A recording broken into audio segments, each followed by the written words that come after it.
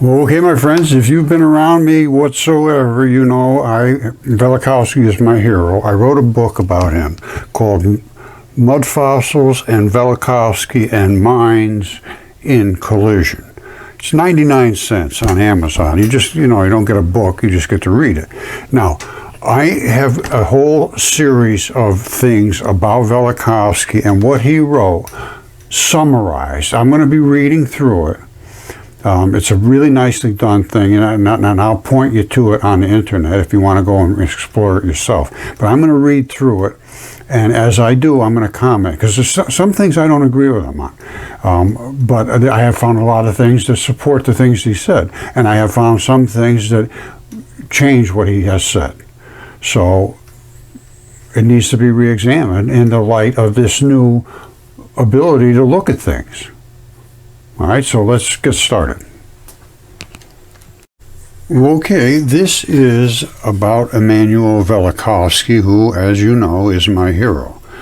Project René Guénon. And this study encompasses the main religions of the world: Hinduism, Judaism, Christianity, all of them.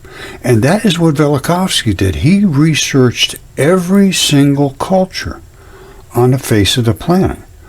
And they all had the same basic story about worlds in collision, which was when Venus, which at that time was a fiery comet, almost hit Earth and bounced off our atmosphere and caused the Great Flood. So start with that in mind. This details what happened during the Great Flood in each one of these different cultures. They all talked about it, and they were on different places on the Earth, so they were affected differently to some degree, but everybody was impacted because it was a great, enormous, terrible flood. And even Yale agrees with this. Right now, here's the Yale paper about it right here, about exceptional preservation of soft-bodied creatures promoted by silica-rich oceans. And they claim it was 540 million years ago. Well, you're going to hear what Velikovsky claims and what the rest of the world claimed and was written. But they say, and this is of my mud fossils, these are things like Caesar right here, the goose.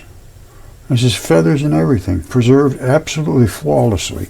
And he has one flat side because they all died in a flood like that. And there's his neck snapped off. If you know how to look at things and see the patterns, you can see that's where his neck. It all changed because of this silica-rich ocean, exceptional preservation, soft-bodied creatures. This Ediacara Biota just means where they claim they found it.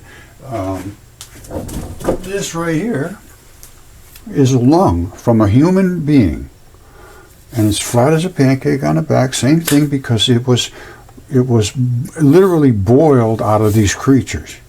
The body parts stayed intact because of the fascia. I call this fascia-facilitated fossilization. This has been DNA tested, CAT scanned, everything else. And I drilled a hole in there to get blood out of here and sent it off, and it was, I have all the DNA tests and all that. It was CAT scan. You can't see a whole lot in a CAT scan because it's transitioned primarily into stone, just like you don't see bones in here. But if you know how to look at that, you can see where it was. And there is some differences in there, and in the microscope and under a little bit of chemistry, you can see them. And there's the artery right there. And I've done the catalase tests on this. There's no question what they are. There's this little beak hole right there. So anyway, we're going to be looking at this now from what Velikovsky originally presented. And it's off the charts, no question about it. And my work shows that it's all pretty valid. All the things they wrote in the mythology at least need to be re-examined. So let's get started. Okay, so like I said, I'm basically just going to read this and make my comments about his statements. Now, this book was first published in 1950s, Worlds in Collision. The historical cosmological story of this book is based on the evidence of historical texts from many people around the world on classical literature, on epics of northern races, on sacred books of the peoples of the Orient, the Occident, traditions, folklore, primitive peoples, the old astronomical inscriptions and charts, archaeological finds, also on geological and paleontological material. Now, that's evidence based on the evidence that had existed and was overlooked because they thought they were just people. I don't know what they thought they were doing, but it was everywhere. So here we go. Chapter 1. He's really upset at people because they ignored him. Something terrible. Chapter 1. In an immense universe, Homo ignoramus. He's talking about people in general. He does not know what life is. He does not know whether other planets of the sun, of this sun, or of other suns have life on them. He does not know how this solar system came into being. He does not know what this mysterious force of gravity is. He does not know what the Earth looks like 5 miles under his feet. He does not know how mountains came into existence or what caused the emergence of continents. He does not know why only a short time ago a thick glacial sheet pressed upon most of Europe and North America. He does not know where the salt in the sea came from, what caused the legend of the flood to originate in all the countries of the world. This is the key. All the countries of the world had the same story. Not just one, not just two, not just 27 of them, every one of them. Now, celestial harmony, what does that mean? Everything's good, everybody's happy, let's have a good time, let's just spin around in circles and have a great time. Well, let's talk about that. Celestial harmony, the sun rises in the east and sets in the west. The day consists of 24 hours, the year consists of 365 days, 5 hours and 49 minutes. The moon circles around the earth, changing its phases, crescent, full, decrescent. The terrestrial axis points in the direction of the polar star. After winter comes spring, then summer and fall. These are common facts. Are they invariable? Are they always the same? Do they ever change? Are they invariable laws? Or they have to follow? And that's what happens. They put everything into a law. Must it be so forever? Was it so always? Who knows? It is not a general law for all planets that winter must follow fall and summer and spring. It is not a general law that a planet must have atmosphere or water. And Mars has very little atmosphere and virtually no water. And that's how I know the pictures that they're showing come from Mars, because there is no runoff. There's no little rivulets. There's no little water patterns whatsoever. It's just dry powder. The origin of the planetary system, nobody's got a clue about that. All theories of the origin of the planetary system and the motive forces that sustain the motion of its members go back to the gravitational theory and celestial mechanics of Newton.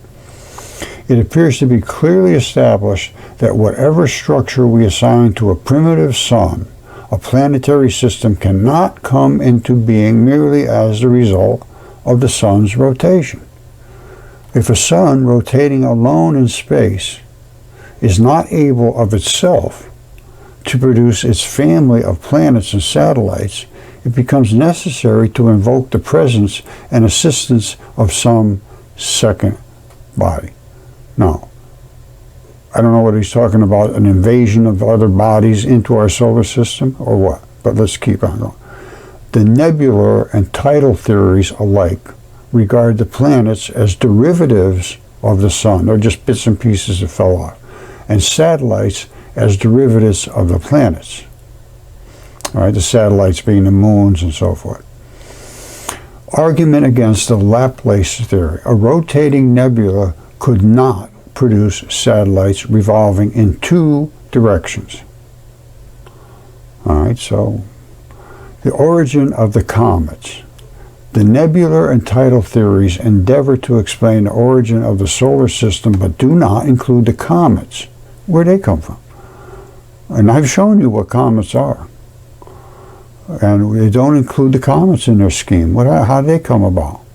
Did the sun emit planets by shrinkage or by tide, and comets by explosion? Did the comets come from interstellar space? And were they captured into the solar system by larger planets? Did larger planets produce the smaller planets by cleavage? Did they just fall apart? Or did they expel the short period comets from their bodies? It is admitted that we cannot know the truth about the origin of the planetary and cometary systems billions of years ago. Well, billions of years ago, I'm not saying there wasn't billions of years ago. I'm talking about this arrangement of our solar system. I don't think is that long ago. Not according to all the texts I've written. If the myths that show a lot of truth also present truth about the origin of this solar system and about Gaia and mating with the sky and having all of the giants and the crazy things. If you read Apollodorus, which Velikovsky cites him in his work, and Apollodorus claims that the earth, which was Gaia, somehow out of chaos formed and then had sex with the sky and brought forth all the giants and monsters and all these crazy, crazy, crazy creatures. And then it went into insanity from there, where the sky god was literally eating the children because there was a prophecy that he would be overcome by one of his children. So he just ate them all. And then it goes on from there, and it's just insane. But I believe now, it looks to me like it's pretty valid. So let's continue on with this. But he's talking about billions of years ago. I'm sure there was a billions of years ago, but let's stick to what we're talking about here in this realm and from Gaia coming forward. All right, I go beyond what Velikovsky did, because I have now the evidence to prove what I'm saying, and I can see exactly what it is, and you will too. Now, this is what Apollodorus wrote, and he wrote primarily about what Hesiod and the rest of them wrote. And this is about, 180 BC, something like that. And here's where it starts. Sky was the first who ruled over the whole world. Having wedded the earth and having sex with the earth, he begat first the 100-handed, as they are named, and all these names, and they surpassed size and might, each of them having 100 hands, 50 heads. Right there, everybody just says, this is insanity. And he says, after these, earth bore him the Cyclopses. And then now we go into all of the same things that was written. The Titans, Techus, Rhea, Tartarus. They attacked their father and cut his testicles off. And as it goes on, I mean, it's just absolute insanity. However, I would have said the same thing. But then you get to the War of the Giants and Typhon. All right, this is 1.6. All right, and Prometheus and Deucalion. Prometheus actually molded man out of clay, and Deucalion was Noah. He was Prometheus' son, according to the myths. Now, 1.6.3. All right, listen to this. They wanted to kill all of the giants. So Zeus killed them all. He killed all of the giants, and Hercules shot them dead with arrows. So he would shoot, he would kill them, and then Hercules, well, here's what it said. The other giants Zeus smote and destroyed with thunderbolts. All of them Hercules shot with arrows as they were dying. I mean, this is crazy. But this is what it says. Now Zeus, what happened was that when they killed all the gods, when the gods had killed all the giants, Earth, which those are Earth's children, she was just enraged. So she was enraged and brought forth, had intercourse with Tartarus, which is like hell, and brought forth Typhon, who was size and strength surpassed everything. Now let's just come down to here. His head often brushed the stars. Such and so great was Typhon, when hurling kindled rocks, he made for the very heavens with hissing and shouts. He wanted to kill all the gods to avenge his mother. he was spouting a great jet of fire from his mouth. But when the gods saw him rushing at heaven, they made for Egypt in flight. Being pursued, they changed their forms into those of animals. They were gods. They could change anything they want. So they changed into animals, thinking maybe they could get away. However, Zeus pelted Typhon at a distance with thunderbolts, and at close quarters struck him down with an adamantine sickle, whatever that means. He cut his throat. He's on ancient maps showing his throat cut. And I can show you his throat cut, and I can show him laying in the desert attacking one of the gods who turned herself into a fish, or himself into a fish. I've shown it hundreds of times. Remember it said his head outtopped the stars? This is Typhon right here in the desert. That's his head. It runs all the way down through Morocco. This is his body. Legs. Tail runs all the way to the end of Morocco over here. I'm going to show them to you on Google Earth because this is just a picture. And he's attacking this giant fish, spouting a great jet of fire. All right, now, you say, well, I can't see any dragon there. Well, let's take a look. I highlighted something. This is what his head looks like. This is his throat. All right, all the way down, and it's cut right here. This is all just runoff of his dead body. This body fluids, they run out, and it's effluent. So from here down, don't worry about that. That's just runoff of gooey stuff. Up here, this is his red flaring eye, and exactly what it says in Apollodorus. This is that fluty looking stuff that runs down the side of dragons' bodies. And here's his all flashy looking unkempt hair. And this is all the stuff he was spitting down at the fish. Now, here it is outlined, so you get a little better idea of it. There's the stuff he was spitting down. Here's his flared eye. And there's his body. There's the scales. Now let's look at him on Google Earth. All right, so here we go. There's the fish. It's pretty obvious we got a fish here. All right, there is the fish. Now this is the stuff he's spitting down in it to kill the fish, and he did. He got it all the way down to here and made a mess out of him. Now here's his head. There's his red flaring flashy eye. Here's his beards. You see, all the dragons have beards. And there's the one. That's the beards spit the stuff out. I was really surprised. It's not like coming out of his throat. It's coming out of his beard. And here's the other beard. And this does something over here. I don't know. This is sucking some kind of juice out of here. But this one here is the one that is toxic as hell. And it's coming down here to attack this fish. And it did. And it ate right into his vital flesh right here. And you can actually see the blood vessels and everything else. You see it ate right through his blood, right down into his blood vessels. These are arteries. These are the blood vessels. And they end up coming down to the oh man, I'm losing it today. Boy, I'm telling you, I gotta stop. All right, I'm recomposed. These are capillaries. And then it dumps that used blood into the lymph system, basically, and then into the veins and so forth. All right, to be recharged. Because it comes down here with plenty of red blood and oxygen and vitamins and minerals and all kinds of nutrients and glucose, and it just spits it off into all of the everywhere until it gets down to the tiniest little pinch spots, which are called the capillaries, and they pinch it off. And these are what control your blood pressure. But you can see it ate right through the fish's flesh. I mean, right through his scales, right down into his body. Here, the scales are still doing their job. You see the scales?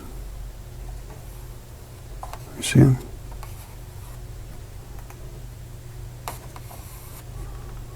Here, ate right through. And that's, of course, the fin way up at the top.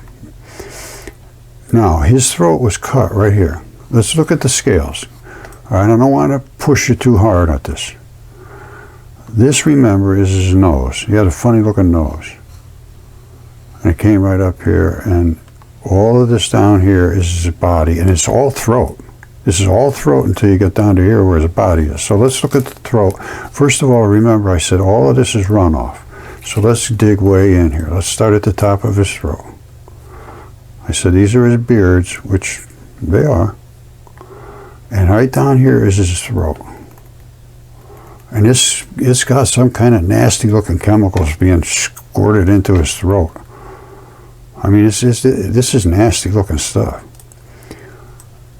And right about here, it stops all the nasty, well, not all the nastiness, but it comes back down here. And these are all dragon scales on his throat. All right, he's got a little bit of a jowl here. And then it comes up, tightens right up into his throat. You see, he's got a little bit of flex here.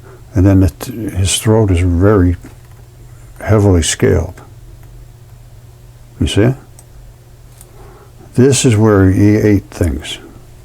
And this was the scales around it. It's collapsed in there. And I think they call that the Dra River, which means the Dragon River or something. I'm not certain of that. Dra Valley, something like that. No.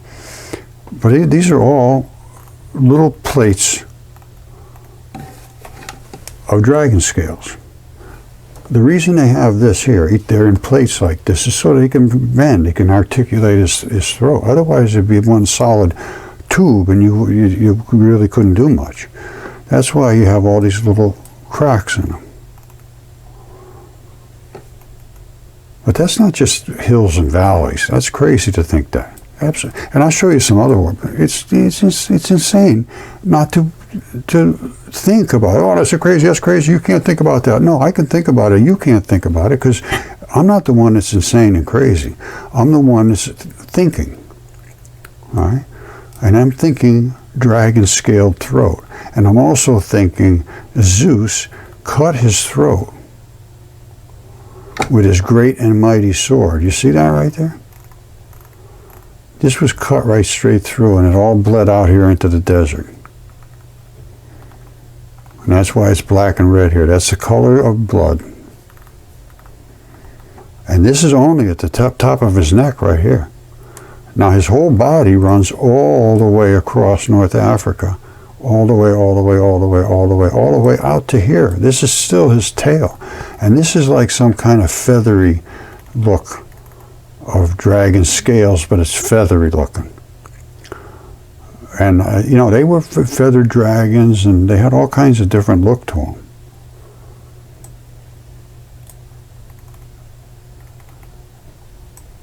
You see how it's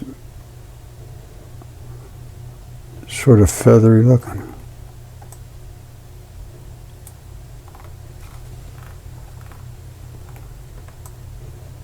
There's some areas out here that are really real feathery looking.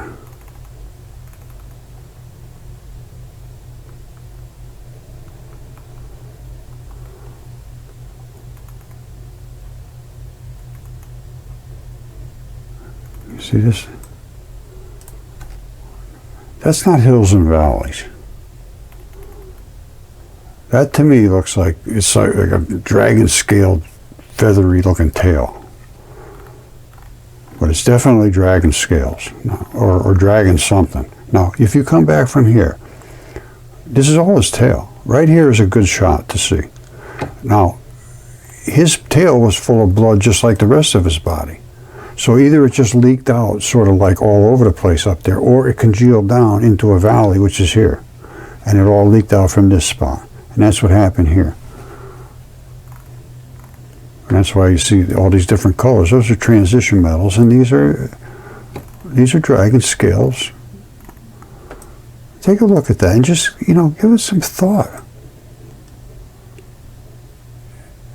You know what happened? I showed this, and I questioned geologists and said, oh, those are flat irons. I said, well, what does that mean? Oh, they're everywhere. I said, I know they are. Well, what made them? Well, it's just, it's natural uplift. It's and I said, no, that's not. No, it's not. And then, you are no longer welcome. Of course, I never was welcome, but that's just the way it goes.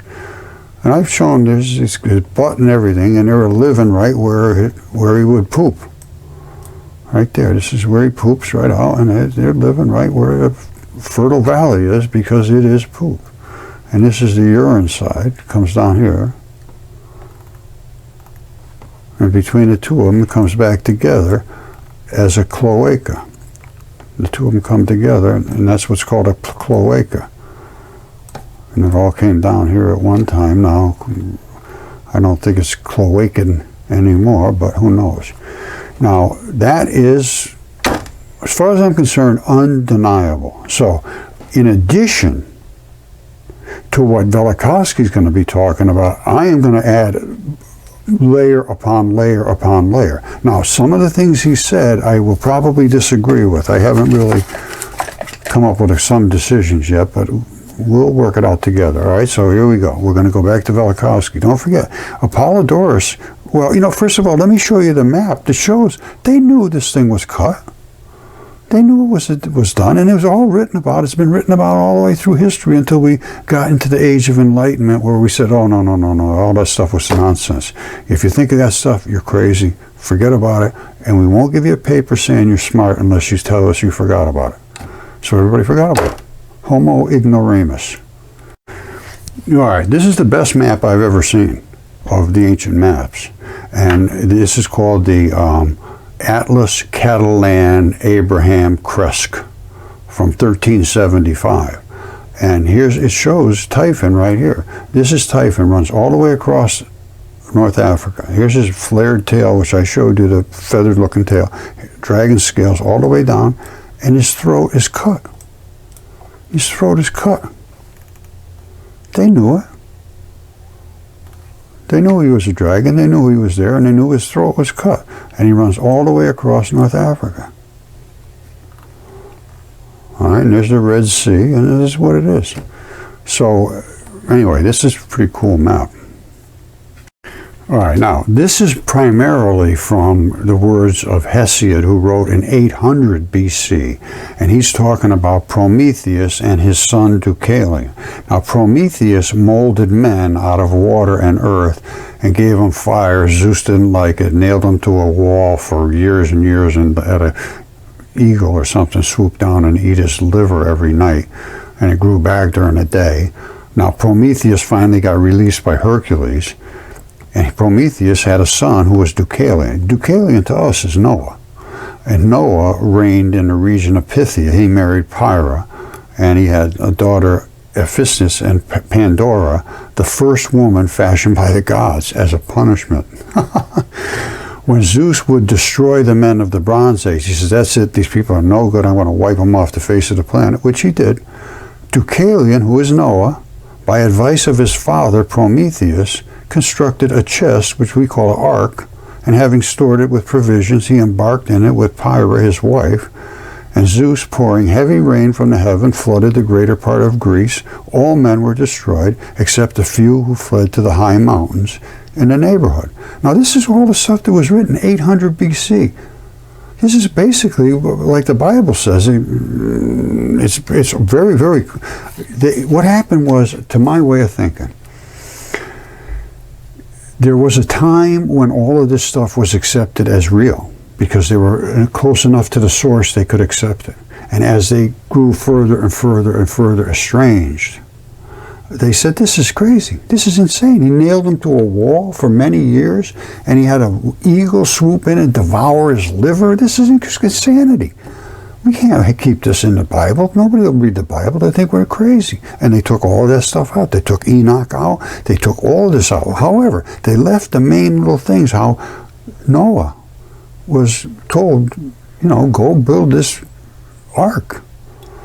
And, all of these stories are here, but they're smoothed out a little bit, And this gets really crazy. I mean, this just goes on and on and on and on and on and on. Well, as a matter of fact, here's this. This is it right here, Book 1.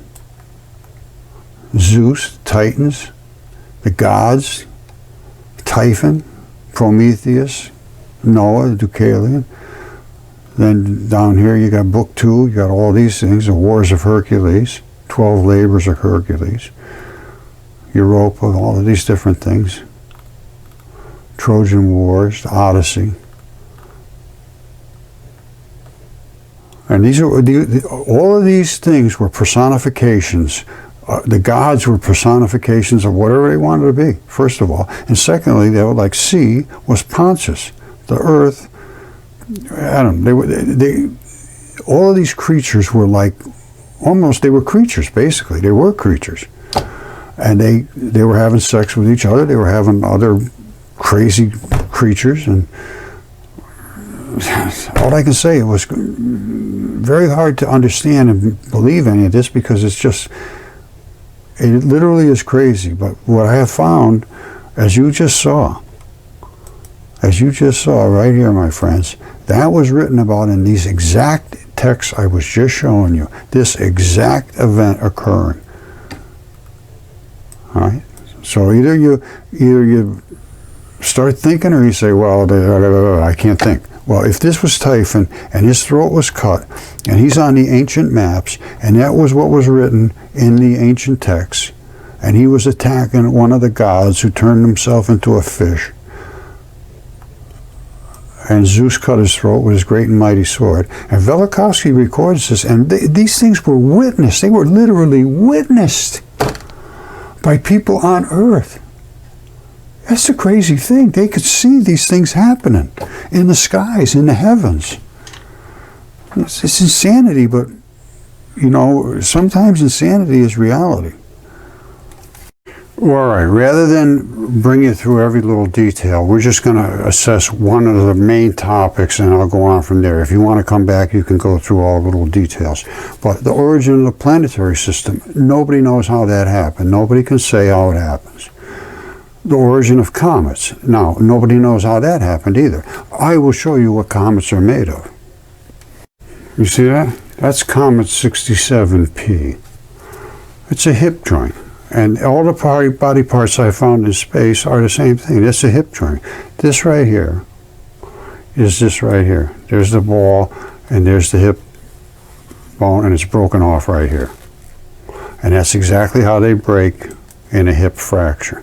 There's two, they can break anywhere up in here and all that way. But this is the normal type of hip fracture, and that's what you got right there. Same thing. Now, they did a sample on here, and it was biological. All right, this is what it looks like coming with the comas. Now, this goes back to 2015. This one here is the artery. This is biological. It was a hip joint. It has an artery, and it had all kind of little blood vessels.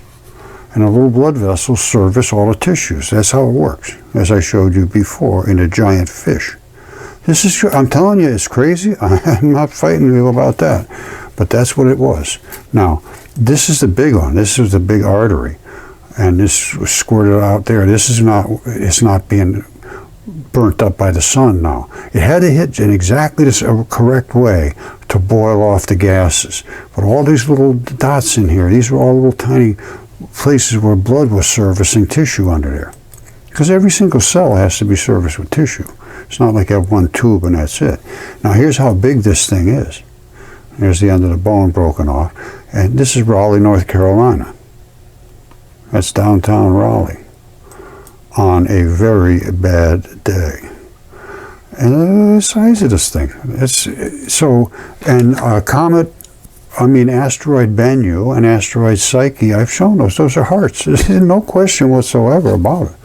And they just got a sample of Bennu brought back to Earth. If they sample it, it will have blood. It will be identical to blood. It will be identical to blood because it came off of a heart. All right, so that takes care of comets and asteroids and all that stuff. They're body parts. I haven't found one that isn't. And I have some here that are meteorites that are body parts. So they don't know anything about that. Now, the planet Earth, well, I'm telling you, I don't know where it came from. I don't think anybody does. But it ended up having sex with the sky. And they don't. He's talking about we don't understand what the composition of the Earth is. Nobody understands, and where the ocean's salts came from, and all that stuff. I agree with that. We don't understand any of that because they really. You present evidence, they don't want to see it. Ice ages. What happened there? Nobody knows. And how did the mountains form? Mountains shouldn't have formed if we had an ice age covered the whole world. It doesn't make sense. The mammoths, the extinction of the mammoths is thought to have coincided with the end of the last glacial period. Well, I have a lot to say about that too. And basically, the extinction of the mammoth, there was more than one great flood. And Velikovsky explains this. I believe he claims there was 3, and he tells the time frames between them. And the worst one was the one, and it was only like 1500 BC, somewhere around there. That's all it was. That's like 3,700, 3,500 years ago. So, I suppose I should read some more. Hold on. All right. This is the extinction of the mammoths. Darwin could not explain it. And the way Velikovsky explains it is there was repeated catastrophes. Now, the one that really did the big thing was the one that created a great flood. And literally made the earth stand still, and then the oceans just boil all up over the earth, and the salacious ooze, which is on the ocean floors, came to the surface and created supersaturation of selenium, of silicon, and that's what they say. Yale's paper talks about silica-rich oceans, exceptional preservation, soft-bodied creatures, and there was one global worldwide flood. This is the paper about it.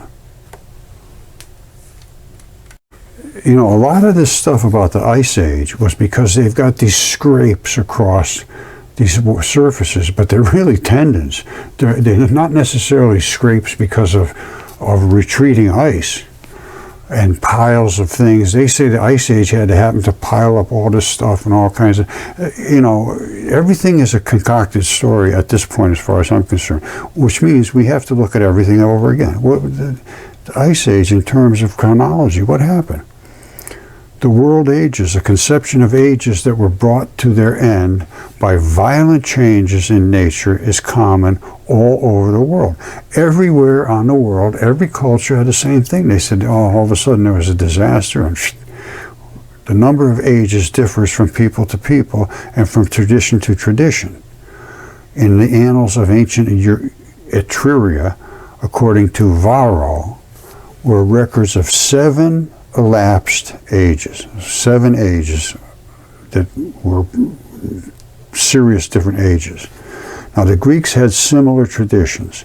Hesiod, who's the one I always quote, he's the earliest, was one of the earliest Greek authors, wrote about 4 ages and 4 generations of men that were destroyed by the wrath of the planetary gods.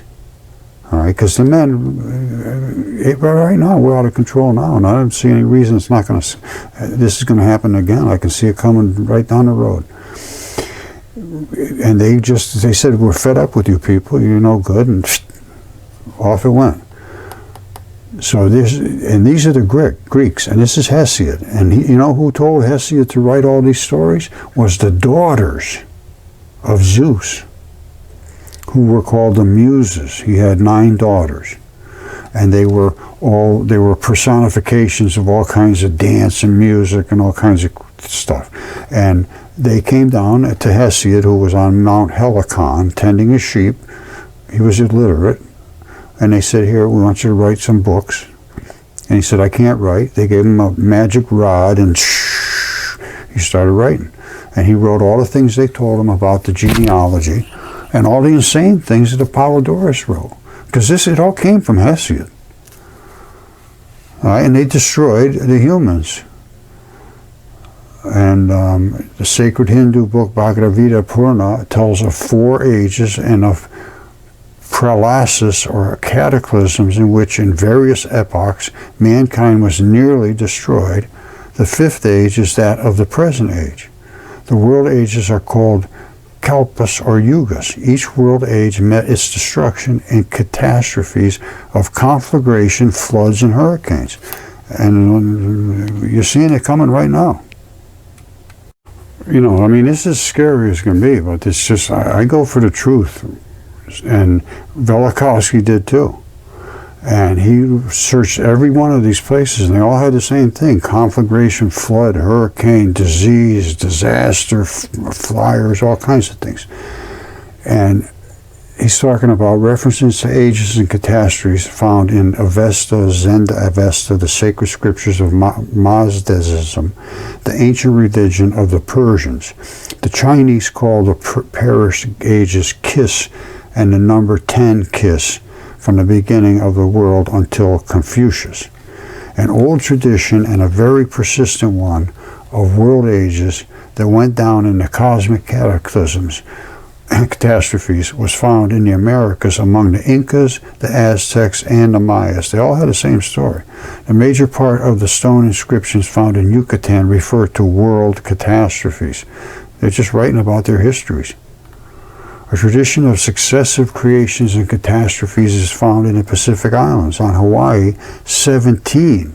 And on the island of Polynesia, there were 9 ages, and in each age, a different sky was above the earth. Icelanders, too, believe that 9 worlds went down in a succession of ages, a tradition that is contained in the Edda. The rabbinical conception of ages crystallized in the post-exilic period, whenever that was. The sun ages, an often repeated occurrence in the traditions of the world ages, is the advent of a new sun in the sky at the beginning of every age. All right, now, I have a feeling, to be honest with you, that the sun is God and gives off its light. And Jesus said, if they ask you where you came from, tell them you came from the light. You are children of the light, and the light comes, only light comes from the one that emits it on its own accord, and that's the sun. The sun is the only place where it emits light without making some chemical interaction. The sun is the emitter. All right? So the new sky at the beginning of every age begins with a new sun. The word sun is substituted for the word age in the cosmological traditions of many peoples all over the world. So the sun is the age. The Mayas counted their ages by the names of their consecutive suns.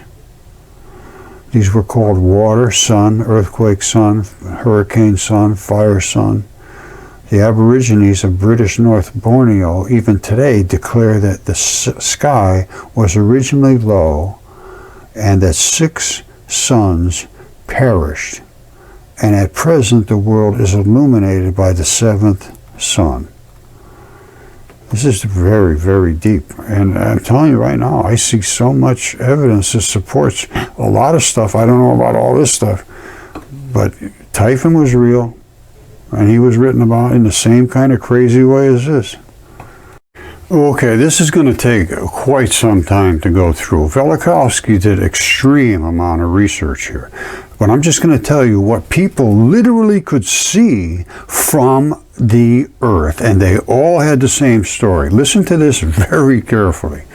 This is as Venus was approaching the earth. The battle in the sky. At the same time, the seas were heaped up in immense tides. They were all over the earth. It was a global flood. A pageant went on in the sky. Listen to this. It presented itself to the horrified onlookers on Earth as a gigantic battle, because this battle was seen from almost all parts of the world, every culture, and because it impressed itself very strongly, I imagine, upon the imagination of the peoples, it can be reconstructed in some detail. They all had very detailed accounts of this. The events in the sky were viewed by the peoples of the world as a fight between an evil monster in the form of a serpent and the light god who engaged the monster in battle and thus saved the world. The tail of the comet leaping back and forth under the discharges of the flaming globe. The Earth was literally on fire, and the tail was all lightning going crazy. It was regarded as a separate body, inimical to the globe of the comet. Listen to this. They're saying the comet was Typhon. And I've shown Typhon over and over. He's a gigantic dragon in the desert.